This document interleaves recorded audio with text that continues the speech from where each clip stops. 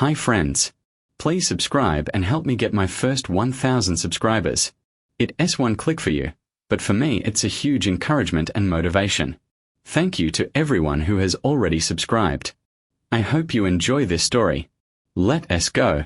Sarah stood in front of the full-length mirror in the master bedroom, shifting her gaze between two pairs of heels as if her entire destiny hinged on the decision. In the background, she heard the muffled sound of her husband, David, stepping out of the shower. "Sarah, did you decide what time you were coming back?" he asked, raising his voice slightly to be heard over the draining water in the sink. She flinched, feeling caught off guard. She glanced at the bathroom door, hesitating for a split second before composing herself and turning back to her reflection. "I think I'll be home by midnight, for sure," she answered, trying to inject a note of certainty into her voice. David poked his head out of the bathroom, drying his face with a plush towel. He looked at her with a furrowed brow. "Just try to be careful, okay?" he said, his tone heavy with emphasis. "I just want you to be safe. You know how those parties in the city can get. Promise me you'll be sensible?" She rolled her eyes, though she turned her head so he would not catch it. His concern was almost touching, but mostly, it was suffocating. He was always so cautious, so relentlessly reasonable. In that moment, a desperate urge surged within her to shake off the chains of his predictability, to do something wild, to feel young and untethered again. Yeah, she replied dismissively, fastening her diamond stud earrings. "Do not worry. It's just a girls' night out." His eyebrows shot up. He turned away, muttering something under his breath that sounded like disapproval, but she pretended not to hear. Deep down, she already knew she had no intention of coloring inside the lines tonight, though she did not yet realize just how far outside of them she would go. The clock on the kitchen wall ticked loudly, counting down the final minutes before her escape.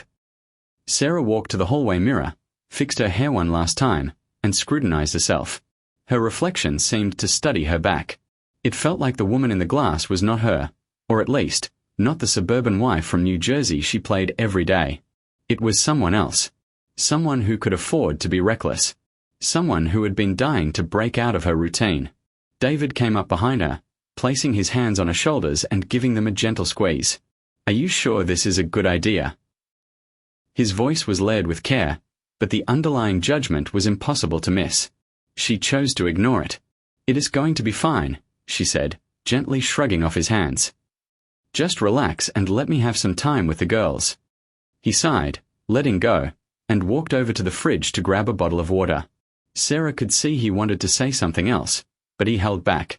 She decisively pulled on her coat, grabbed her clutch, and opened the front door. "See you later," she threw over her shoulder, not even bothering to look back. She walked down the driveway to the waiting Uber, her heels clicking sharply against the pavement. The New Jersey night air was crisp, but inside, she was burning with impatience. She felt different tonight. Everything she was about to do felt equal parts terrifying and exhilarating. It felt like all her internal contradictions were colliding, forming a murky but powerful current. Something was going to happen. Something unpredictable. And that excited her more than anything had in years. The warm glow of strobe lights danced across the walls and ceiling. The monotonous drone of conversation, laughter, and heavy bass merged into a single rhythm, like the breathing of the club itself. Sarah, shrinking a little into herself, sat in a plush velvet chair near the dance floor, clutching her first glass of Chardonnay. Her friends were already fully immersed in the evening. Hannah was settled in the corner, basking in compliments and holding court. Claire was waving around a Long Island iced tea, laughing loudly at a bartender's joke, and Vanessa had already fearlessly thrown herself onto the dance floor, parting the crowd with her infectious energy. Sarah smiled as she watched them, but it felt like a practiced gesture. Here, among the flashing lights and booming voices, she did not feel free yet. Hey, why the long face? Claire, wobbling slightly on her stilettos, walked over and shoved a shot of tequila into Sarah's hand. "Come on, this is not Thanksgiving dinner at Grand Marès. Loosen up, girl." Sarah hesitated. She was not a big tequila drinker. Alcohol was not really her thing in general, but her hesitation was clocked by Vanessa, who had just bounced back from the dance floor, flushed and covered in a dusting of body glitter.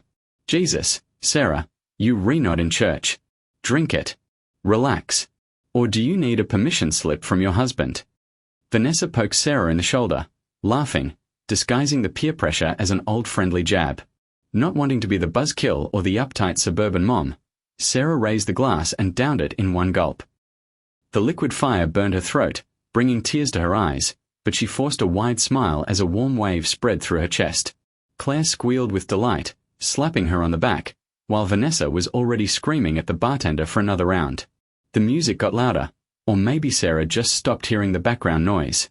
Her foot started tapping to the beat, and her hand found a new drink almost without conscious thought. She felt the heat in her chest and the lightness in her head washing away the tension of the last few weeks. Figures blurred on the dance floor, and there was some kind of show starting on the stage, but she was not paying attention. Claire tugged at her arm. Vanessa was already spinning in the center of the floor, and Sarah, laughing, leaned forward, letting her friends pull her into the thick of it. Her heart hammered against her ribs. Everything around her was an endless kaleidoscope: bright lights, the smell of expensive perfume and sweat, laughter, and the DJ transitioning from one banger to the next. Someone handed her another shot, and she took it without even asking what it was. Her throat burned again, but this time, she just grinned. She caught the rhythm, threw her hands up, and tilted her head back. Her hair flew wild, glitter dusting her shoulders. A while later, Sarah was shouting into Vanessa's ear, "You were right, I needed this. I feel like a different person." She laughed, but her voice was swallowed by the bass. Vanessa nodded, her eyes gleaming with a predatory kind of fun. Claire, double-fisting cocktails, looked back, saw Sarah, and nudged her with an elbow. "Stick close, we'll show you how to really party." Sarah laughed louder than she had in years. She was playfully winking at people on the dance floor, mimicking Vanessa's confidence. A couple, a man and a woman in flashy outfits, started flirting with her, trying to sandwich her into a dance. Sarah shook her head at first, but then, swept up in the vibe, she leaned in closer to the man, cracking a joke. He laughed and offered her his hand. "No, no, she's mine." Vanessa intervened, boxing out the stranger. "Sarah, you re-dancing with me, not him." She grabbed Sarah's hands and spun her around. Sarah felt like the center of this little universe, surrounded by friends, strangers, and all these shiny, happy faces. Everything that usually held her back was dissolving in the rhythm of the music and the clinking of glasses. At some point, she noticed Claire animatedly talking to someone across the dance floor. Sarah, not recognizing the person, did not think much of it. She turned back to the bar, ordered another drink, and leaned against the counter, catching the bartender's eye. He smiled, slid a cocktail toward her, and whispered, "Been a while since you let your hair down, huh?" She nodded, feeling her cheeks flush hot. Someone slapped her on the shoulder from behind. Vanessa was back, pointing at the stage where the MC was shouting something into the mic, inviting everyone to participate in a show. Sarah smiled, but a thought flickered in her mind. What's next? What am I doing? But the warm buzz in her chest pushed her toward the dance floor. The club's MC, a young guy with a swagger that screamed local celebrity, gripped the microphone like it was the key to the city. He hopped onto the stage, his voice cutting through the music, freezing the dancers in anticipation. "All right, ladies and gentlemen, we've got a contest for the brave souls in the house. Who is ready to show us their drive and style?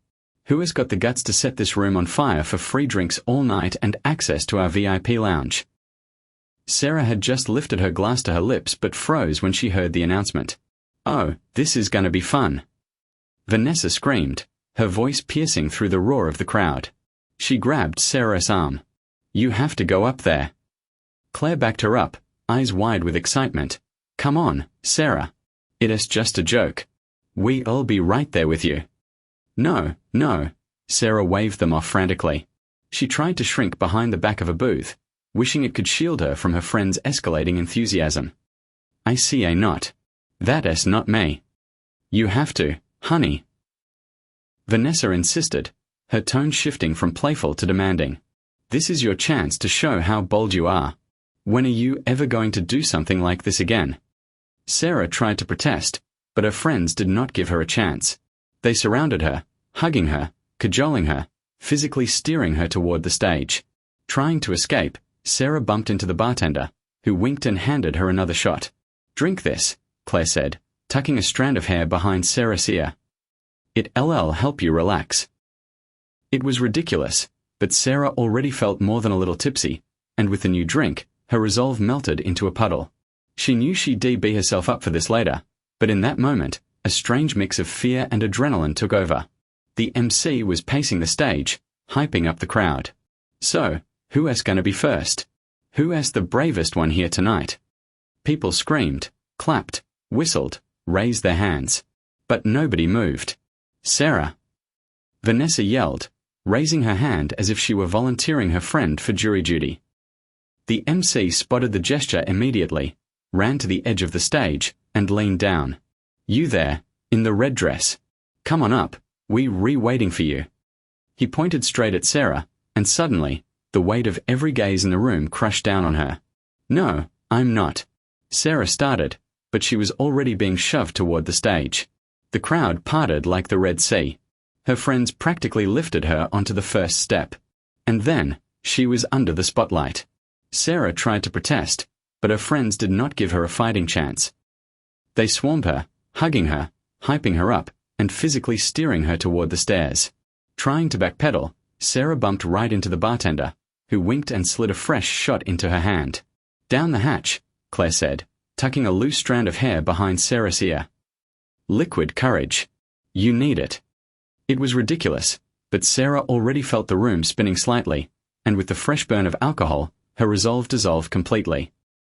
She knew she'd hate herself for this in the morning, but right now, a strange cocktail of terror and adrenaline had taken over her system. Meanwhile, the MC was prowling the stage, working the crowd. So, who's gonna kick this off? Who's the wildest one in the room? The crowd screamed, whistled, raised their drinks high. But nobody moved toward the stairs. Sarah! Vanessa shrieked, raising her hand like she was bidding at an auction. The MC caught the movement instantly, rushing to the edge of the stage and crouching down. You there. The lady in red. Let us go, we're waiting on you. He pointed the MIC right at Sarah, and suddenly, the weight of the entire club crashed down on her shoulders. No, I am not. Sarah stammered, but the crowd parted, creating a path. Her friends practically shoved her up the first few steps. And then, she was under the blinding white heat of the spotlight. Sarah felt the blood pounding in her temples. Her hands involuntarily clenched into fists, her feet feeling like they were cemented to the stage floor. Come on, the MC urged. Start with something easy. The crowd roared. Below, her friends were whistling and clapping. Claire raised her glass, mouthing, You got this. Sarah took a hesitant step forward and looked out at the sea of faces. The MC gestured to her feet. She kicked off one heel, and the room buzzed with approval. It was a surreal moment. Her rational mind was screaming stop, but the energy of the crowd pushed her forward like a tidal wave.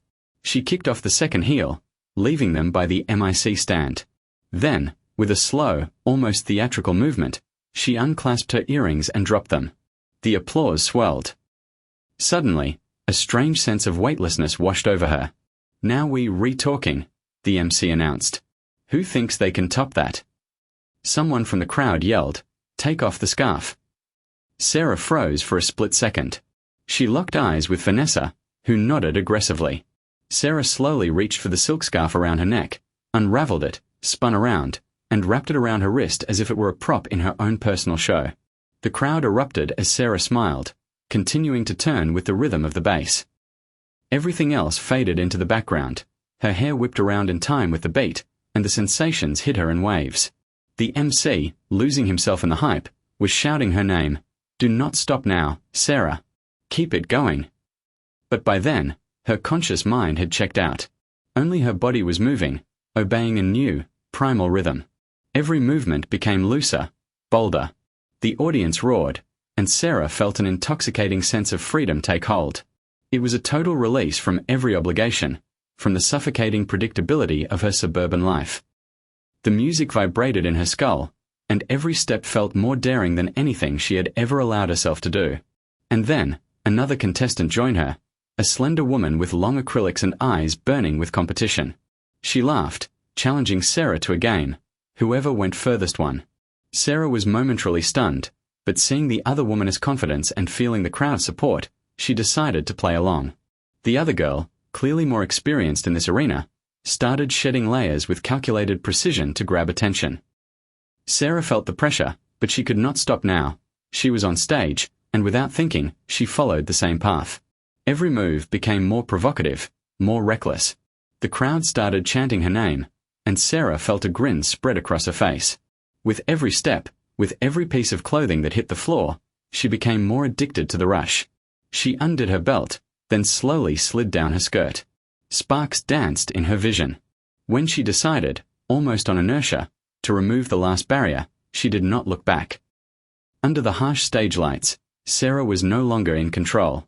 She was one of those people who starts a game and does not notice when they veer across the line of no return. The spectators were in a frenzy, screaming her name, whistling, cheering. Having lost all command over the situation, she felt her body become the absolute center of the universe. One thought looped in her mind: I see a not stop now. The other girl tried to show off, but Sarah felt her own actions becoming more organic, as if she were operating at the peak of her power. She did not fully process that her clothes, now piled on the floor, had left her completely exposed, stripped down to bare skin. But the audience noticed. The club exploded. The screams, the applause, the ovation, it all merged into an indescribable wall of sound. Sarah! Sarah! The crowd chanted. She felt her chest swell with a twisted sense of pride. It all happened so fast she did not even realize she had won until it was over. When the MC announced her name as the winner, she raised her hands in a daze, accepting the victory, but her eyes held confusion mixed with the joy. How did I get here? She could not remember how it started. The victory was overwhelming. The spotlights were blinding, but Sarah, still buzzing from the drinks and the adoration, just smiled. The MC ran up to her, mic in hand, beaming. All right folks, we have a winner. Sarah, you are the absolute queen of the night. He proclaimed, raising her hand like she'd just won a heavyweight title fight. The room shook with noise. Vanessa and Claire, screaming, rushed to the edge of the stage, waving their iPhones. You did it. Vanessa yelled. That was insane. Claire echoed. Sarah laughed, swaying slightly. Her legs were shaky from the dancing, but she felt powerful, free. The MC leaned in closer, a mischievous glint in his eye. Sarah, you earned your prize. We want you to meet our star performer.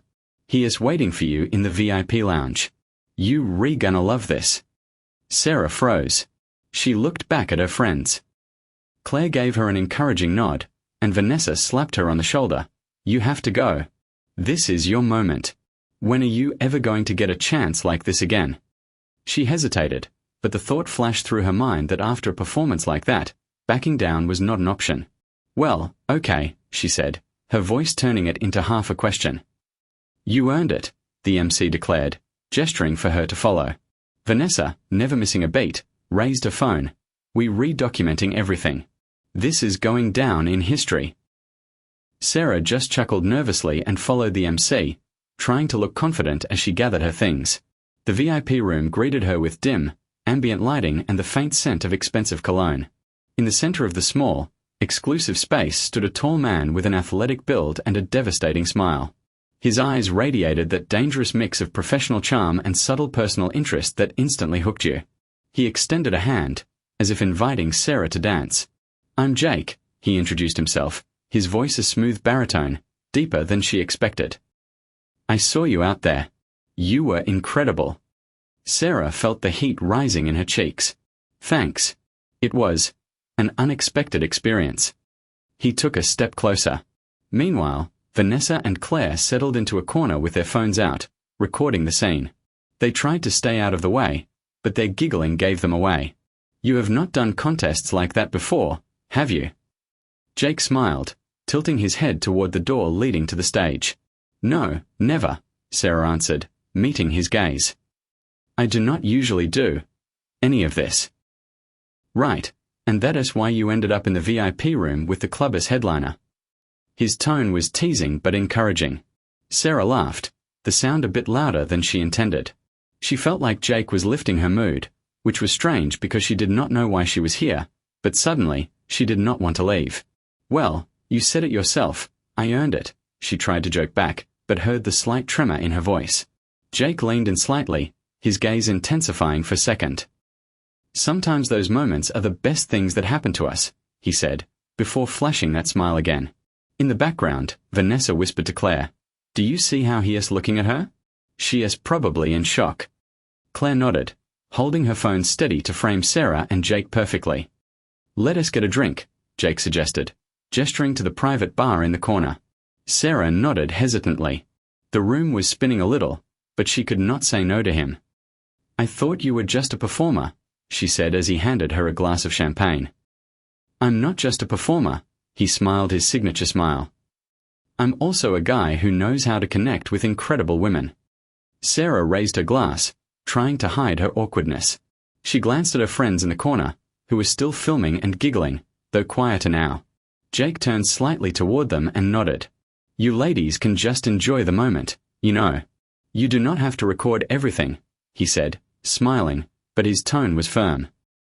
Vanessa lowered her phone slightly, pretending to capture candid shots, while Claire busied herself typing something on a screen.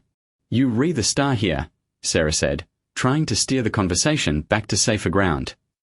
"Why waste time on a rookie like me?" "Because sometimes even stars need to feel like they re next to someone real," Jake replied, his hand lightly brushing her shoulder.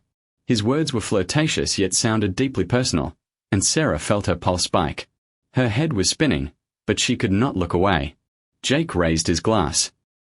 "To unexpected moments." Sarah felt like her world was suddenly getting very complicated, but she clinked her glass against his. "To unexpected moments." Sarah laughed, the sound ringing out a little louder than she intended. She felt like Jake was single-handedly lifting her mood, which was bizarre because she had no idea why she was even back here, yet suddenly, leaving was the last thing on her mind. "Well, you said it yourself, I earned it," she tried to joke back, but she heard the slight tremor in her voice. Jake leaned in slightly, his gaze intensifying for a second. "Sometimes moments like this are the best things that happen to us," he said, before flashing that smile again. In the background, Vanessa whispered to Claire, "Check out the eye contact. She is so into him." Claire nodded, holding her phone steady to frame Sarah and Jake perfectly. "Let us get another round," Jake suggested, gesturing to the private bar in the corner. Sarah nodded hesitantly. The room was spinning a little, but she could not say no to him. "I thought you were just a performer," she said as he handed her a flute of champagne. "I'm not just a performer," he smiled, and it was disarming. "I'm also a guy who knows how to connect with incredible women." Sarah raised her glass, trying to hide her awkwardness. She glanced at her friends in the corner, who were still filming and giggling, though quieter now. Jake turned slightly toward them and nodded. "You ladies can just enjoy the moment, you know. You do not have to record everything," he said, smiling, but his tone was firm. Vanessa lowered her phone slightly, pretending to capture candid shots, while Claire busied herself typing something on a screen. "You re the star here," Sarah said, trying to steer the conversation back to safer ground. "Why waste time on a rookie like me?" "Because sometimes even stars need to feel like they re next to someone real," Jake replied, his hand lightly brushing her shoulder. His words were flirtatious yet sounded deeply personal, and Sarah felt her pulse spike. Her head was spinning, but she could not look away. Jake raised his glass. "To surprises." Sarah felt like her world was suddenly getting very complicated, but she clinked her glass against his. "To surprises." In the relaxed, dim amber light of the VIP room, their conversation gradually slowed down. The laughter died away, replaced by lingering glances and heavy pauses. Jake took a step closer, and his smile shifted from professional charm to something more intimate. Sarah felt a warmth radiating from him, drawn to him like a moth to a porch light. He leaned in as if to whisper something in her ear, but the words never came. Their breath mingled, and Sarah suddenly realized she was losing the ability to focus on anything outside of this square foot of space. Her own movements felt sluggish, slowed down not by fatigue, but by a strange, unfamiliar confidence. When his lips met hers, it felt like free-falling. Somewhere outside the room, her friends were still whispering, but they sounded miles away, like static on a radio. The lighting played tricks on their faces, and the bass from the club thrummed through the walls like a second heartbeat. Time seemed to stretch. The soft touches, the heat of strange skin, the sensation that her world had abruptly narrowed down to a single point. She stopped worrying about the consequences. This moment, this contact, eclipsed everything else. Her hands found their way along his shoulders, every gesture feeling languid, suspended in time. He pulled her closer, and she did not resist. Instead, she let herself be consumed by the attention. Everything around them was a blur, but his gaze was razor-sharp, full of an unspoken hunger. He did not speak, but his eyes said enough. In his arms, her body felt light, almost helpless. She could not fight the way he was leading her further and further away from her reality with every touch. The air was thick with tension, and all she could feel was his breath, his scent, his hands.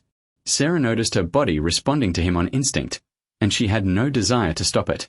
Her hair fell across her face, but she did not bother to brush it away.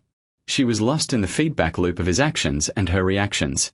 Her consciousness was a mess of static, her body driven by a singular need, to be close to him. She felt the weight of his hands, felt the friction of his body against hers, every touch sparking a sharp intake of breath. A storm of thoughts raged in her mind, warning her that she was no longer in the driver's seat, but she ignored them. He was leading, and she was following. It felt like she was losing herself, but in that moment, being lost felt exactly like being found. Morning light sliced through the blinds, striping the kitchen in harsh lines of white and grey. David sat at the granite island, still in his t-shirt and sweatpants. His coffee, long since cold, sat next to his open MacBook. His phone lay on the table next to the keyboard, the screen dark until a notification lit it up. He unlocked it and saw a message from Hannah, one of Sarah's friends. The preview read, "I do not know if I should send this, but I think you deserve to know the truth." He frowned, a cold knot tightening in his chest. He opened the message and saw a video attachment. His finger hovered over the screen. It was that gut-wrenching moment when you know something bad is coming, but you see a not look away. He pressed play. It was Sarah. She was on stage. She was laughing, dancing, kicking off her heels and tossing her earrings aside. Her face was glowing with a mix of adrenaline and something else. The video jumped cuts, Sarah taking off a jacket, throwing her hands up, her movements getting looser, wilder. In the background, the crowd was chanting her name, and he could see her friends by the stage, cheering her on. David felt a layer of cold sweat break out on his forehead. It felt like a bad prank, but as the video played, denial became impossible. He heard the MCS voice, "And now our champion is heading to the VIP zone." The camera zoomed in on Sarah, her face flushed with excitement, before the video cut out. He stopped for a second to breathe. His hands were trembling slightly as he opened the next message from Hannah. This was not a public clip. This was a private recording. David stared at the thumbnail, his heart hammering against his ribs. He did not want to hit play, but his thumb moved on its own. This was the nightmare. The VIP room, dim lighting. Jake, the stripper, was standing close to Sarah, too close. Inches apart. They were talking, and her laugh was louder, throatrier than he recognized.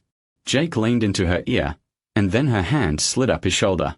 In the background, someone, probably Vanessa, was filming, giggling. David froze. His breathing became jagged. His heart was beating so loud it felt like it was echoing off the kitchen tiles. He wanted to look away, to throw the phone across the room, to delete the memory, but he watched to the end. The video ended with Sarah leaning in, their faces merging, her hand drifting down his chest. Then, black. He set the phone down and rubbed his face with both hands. He felt his world collapsing in real time. The images were burned into his retinas. He wanted to scream, but his legs felt like lead. The kitchen, usually his sanctuary of calm, now felt like a holding cell. Everything around him screamed Sarah, her favorite mug with the lipstick stain on the rim, the Pottery Barn catalog she left on the counter, her running shoes by the door. David looked at them and felt bile rise in his throat. His brain was processing it slowly, sluggishly. How is this possible? His wife. The woman he thought was his partner in everything. Sarah, laughing, dancing, touching another man. It did not compute. Her face, her touch, that was supposed to be theirs, and now he was watching it on a retina display like a cheap movie. The ping of another notification snapped him back. Another text from Hannah. "I'm sorry you have to find out like this. I just thought you should know." David did not reply. He just sat there, staring at the phone. The life he knew was disintegrating, and he had no idea how to stop the bleeding. Sarah sat on the living room sofa, her hands trembling as she picked at the hem of her robe. Her eyes darted around the room, unable to land on anything. The silence was heavy, a concrete wall without a single crack. She could hear David walking in the kitchen. His footsteps sounded unusually loud, deliberate, as if he were testing the floorboards. In the kitchen, something clinked, a spoon against a mug. Then the sound of the fridge door opening. Sarah opened her mouth to say something, anything, to break the tension, but at that moment, David walked into the living room. He was holding his phone. He stood in front of her, not sitting, just tilting his head slightly, as if trying to decide which words to use as a weapon. But his eyes said more than words could. There was disappointment, pain, and something else she could not quite place. Disgust. Her heart stopped. "I thought we were a team, Sarah," he finally said. His voice was calm, almost quiet, but there was a volatility underneath it that terrified her. "And now I'm looking at this."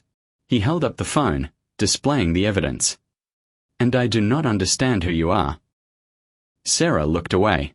Her eyes darted to the window, then the armrest. She wanted to answer, but her tongue felt swollen. "David, I do not even know how to explain." She started, but he held up a hand, silencing her. "Just tell me one thing," he interrupted, sitting on the edge of the coffee table facing her. "Why? Why did you do it? Did you think I would not find out?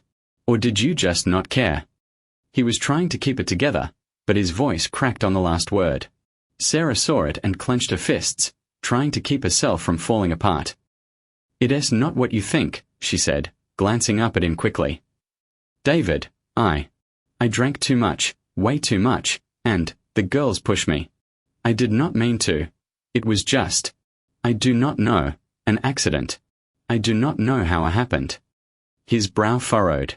David wiped a hand down his face, as if trying to scrub her words out of the air. "An accident," he repeated with a bitter, hollow laugh.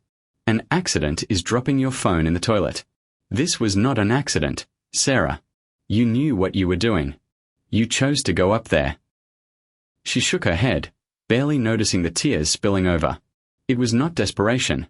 It was the realization that her words were bouncing off him. "You do not understand," she tried to plead.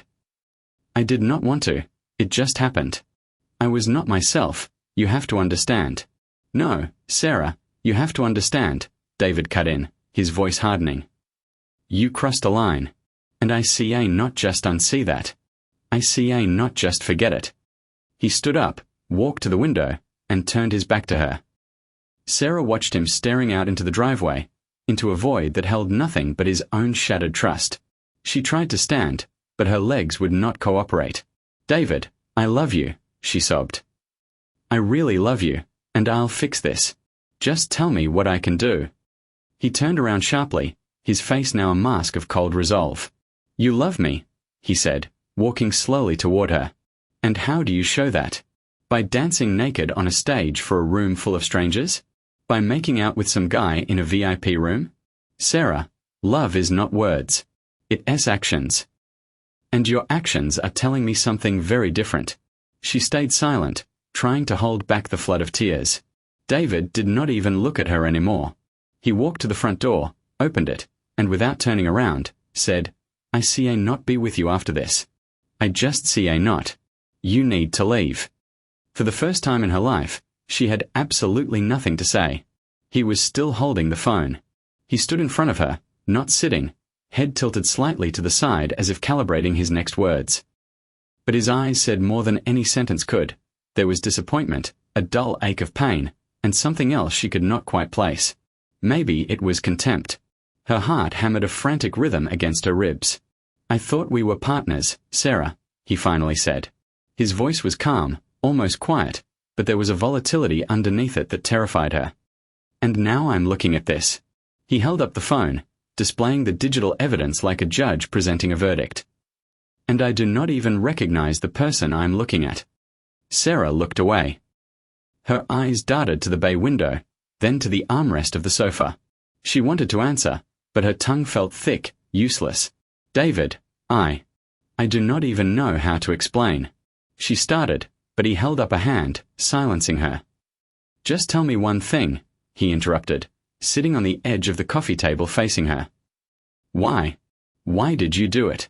Did you think I would not find out? Or did you just not care? He was trying to keep it together, but his voice cracked on the last word. Sarah saw it and clenched her fists, digging her nails into her palms to keep from falling apart. "It's not what you think," she said, finally meeting his gaze. "David, I had too much to drink, way too much, and the girls pushed me into it. I did not mean to. It was just, I do not know, an accident. I do not know how it happened." His brow furrowed. David wiped a hand down his face, as if trying to scrub the absurdity of her words out of the air.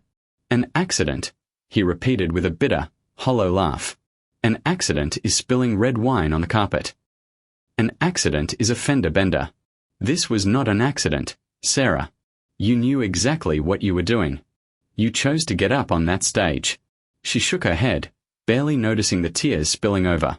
It was not desperation. It was the sinking realization that her words were bouncing off him like pebbles off a tank. "You do not understand," she pleaded.